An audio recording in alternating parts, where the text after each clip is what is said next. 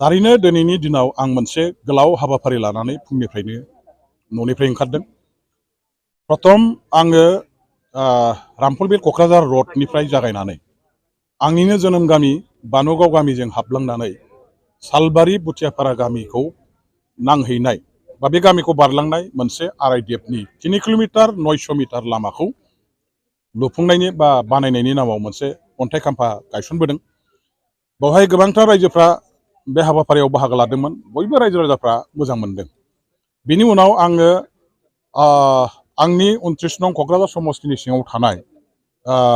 सेरफांगुरि फकेराग्राम रडनिफ्राय भगमाबिल गामिसिम हाबलांनाय मोनसे लामा दङ, खोब दरखारि लामा। बे लामाया 1 किल'मिटार 700 मिटारमोन। बेखौबो लुफुंनायनि नामाव जिहेतु आसामनि मुख्यमन्त्रि फकिपत निर्माना सनिनि सिङाव मोनसे स्किमखौ सेंसन खालामनाय जादों आरो टेन्डार जाखांबाय। बेनिबो मोनसे अन्थाइ खाम्फा गायसननाय रायजो राजाफोरखौ लानानै खालामदों। बेनि उनावहाय जोंनि सेरफांगुरि सियालमारि रडनिफ्राय जागायनानै बालाथं आरो बालाथंआ हाजारकिया रड आरो सियालमारि बाजाराव नांफैनाय मोनसे पिडब्लिउडि लामा लुफुंनायनि नामाव अन्थाइ खाम्फा गायसननाय जादों। आरो जोबथारनायाव ब्रैथि लामा हिसाबै नैबे इस्लामपुरनिफ्राय थाइगिरगुरि गामि गेजेरजों हाबनानै थाइजौगुरि गामिसिम नांहैनाय बे लामाया खोब दरखारि लामा आरो बेजोंनो बे हाग्रा ओनसोलाव गामि फाथिनानै थानाय जोंनि गोबां रायजो राजाफ्रा, गोबां गामिया, गोबां ओनसोला थांलाय फैलाय खालामबाय थायो आरो गोबां जोंनि फंबाय बिनानाव सात्र साथ्रि जोंनि गार्जेन बिब' बिनानावफ्रा बे लामाजों थांलाय फैलाय खालामनायाव आं नुनायाव दैज्लां बोथोर समाव बिथांमोनहा गोबां आख' फाख'आव उसुबिदायाव गोग्लैनाङो, खस्थ' मोननाङो। जोंनि फंबाय बिनानाव सात्र साथ्रिफ्रा लामा ससेनिफ्राय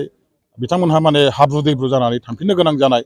बेबायदि मोनसे गोबां उसुबिदाखौ आं नुदों आरो बेखौ थांनाय दैज्लां समाव आङो स्वयं गावनो फैनानै आंनि मेगनजों नुनायलाय आं बे लामाखौ जेरैखि जाया मावनायनि मोनसे थांखिजों बावहाय आसाम गभर्नमेन्टनि फकिपत निर्माना सनिनि गेजेरजों मोनसे सेंसनखौ होनाय जादों। दा टेन्डार जाखांबाय, थाबैनो बेखौ बानायनायखौ आराम्भ खालामसिगोन आरो बेनिनो अन्थाइ खाम्फाखौ दिनै बाव बेखेवफैनाय जादों। बे ओनसोलनि इस्लामपुर, जोंहा थाइजौगुरि, सौरायदाखा, माने नैबे थाइगिरगुरि, महेन्द्रपुर बेफोर ओनसोलनि जोंनि साउथ गंनिया प्राइमारि कमिटि बिपिएफनि सिङाव थानाय जेसेबां कर्मि रायजो राजाफोर दङ बा गुबुन गुबुन दल संगठनफोर जायफोर दङ जोंनि हान्जायाव थानाय, हान्जायाव गैयै, बिथांमोनहा लामा जानायाव बयबो गिलु फालु मोजां मोननायखौ फोरमायनो थाखाय दिनै बेवहाय बयबो बाहागो लाफैदों। हांख्रायहरनाय बायदियै बिथांमोनहा माने दिनै मतामत होदों जे बे लामाखौ लुनाया, बानायनाया बिराद मोजां जाबाय। बे लामाखौ जोंनो बयनोबो नांगौ। बे लामाखौ खालामनानै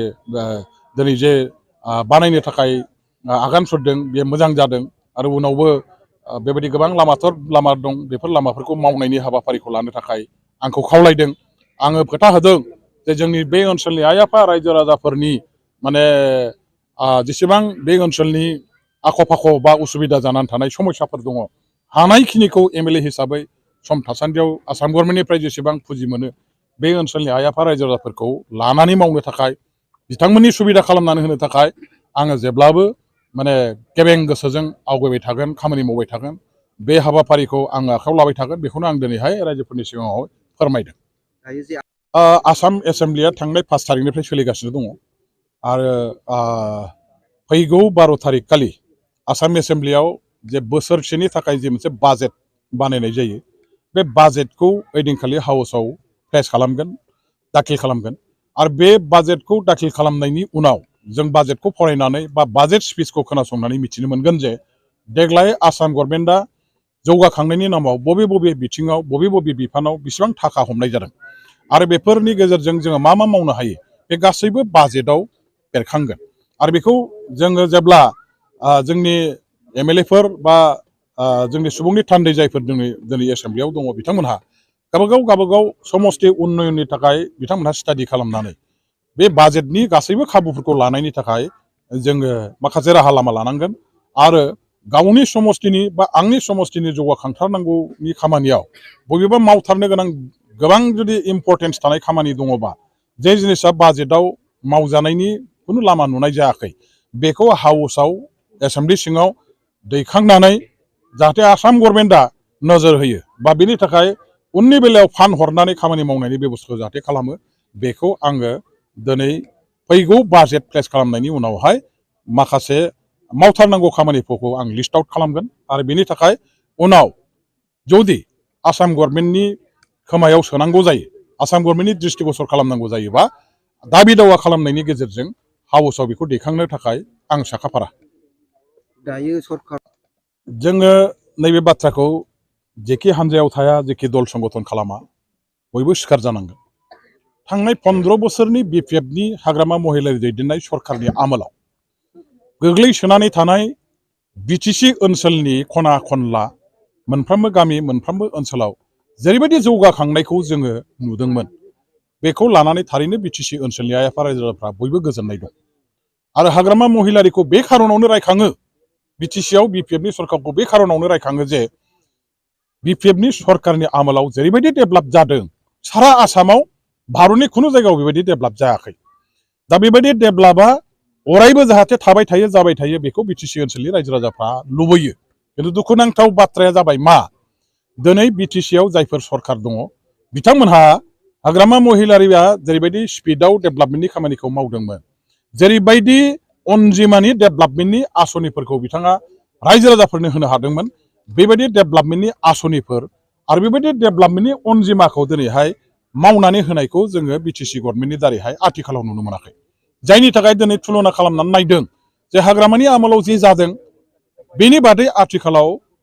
बेबायदि जेबो जायाखिसै निराश जादों रायजो राजाफ्रा डेभेलप जायाखै जेबो मावनो हायाखिसै रायजोफोरनि गांनाय उखैनाया सुफुंनाय जायाखिसै लामा सामा थिग जायाखिसै नै बेफोरखौ दिनै रायजो राजाफ्रा अफेनलि गावसिनि खुगाजों बुंनानै मोनसे माने गावसिनि निराश जानाय गोसो बायनायखौ फोरमायदों आरो बेनो फोरमान जे बिपिएफ हानजाया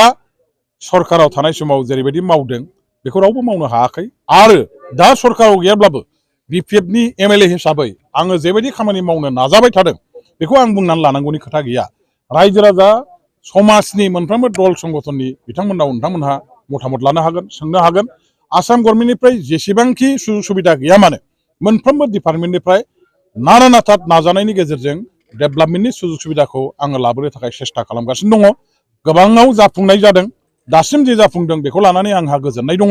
आरो माखासेफोर मोननांगौ दंबावो बेबो थाबैनो जागोन आरो बेखौनो आं दिनै रायजोफोरनि गेजेराव लानानै मावबाय थादों रायजोफ्रा जथेस्थ बेजों सेटिसफाइड जादों सन्थुष्ट जादों आरो डेभेलपमेन्ट खामानि मावनायानो जों सायख'जानाय एमएलए एमसिएलए बा बिजाथिफोरनि साफ्रोमनिबो दायित्व रायजो राजाफोरनि थाखाय डेभेलपमेन्टनि थाखाय मावनो होननानैनो राजनितियाव दिनै जोङो ओंखारदों